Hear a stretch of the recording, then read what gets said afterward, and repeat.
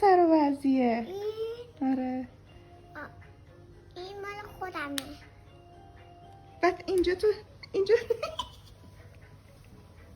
چیکار داری میکنی؟ ها؟ مام قرصمو کجا میخوایم بریم؟ قرص خودم میخوام.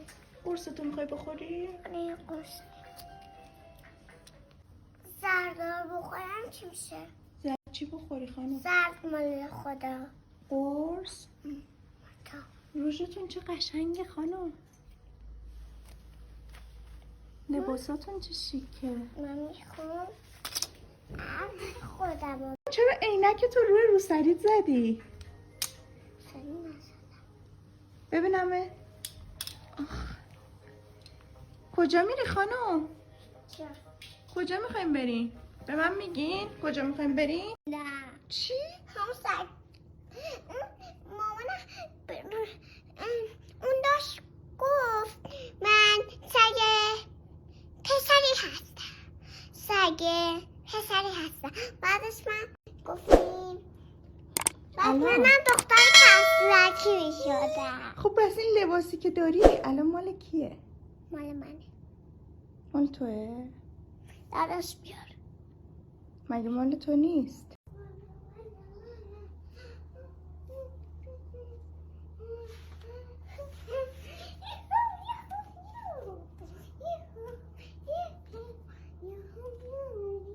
کفشا رو چرا اینجوری کردی؟ بابا چطوری ریخته بیرون؟ گندم داشتی کار میکنی مامان؟ کثیف کاری. چی؟ کثیف کاری. کثیف کاری میکنی؟ واقعا هم داری کثیف کاری میکنی مامان؟ چه بازیه؟ مامان صبح بخیر. صبح بخیر. مامان ریحانه اینو پر کرده بود. یه دستمال قوله کرده بود گذاشته بود تو آب. اینطور. من دیگه دوستش ندارم. دیگه دوستش نداری؟ دوستش ندارم. قادر یه ذره پفک؟ مامان دوستش داشته باش. آه بابا که منو همه رو خورد.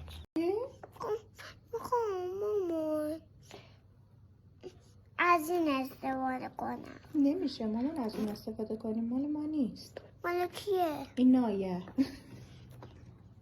این مال کیه؟ آره این مال توه.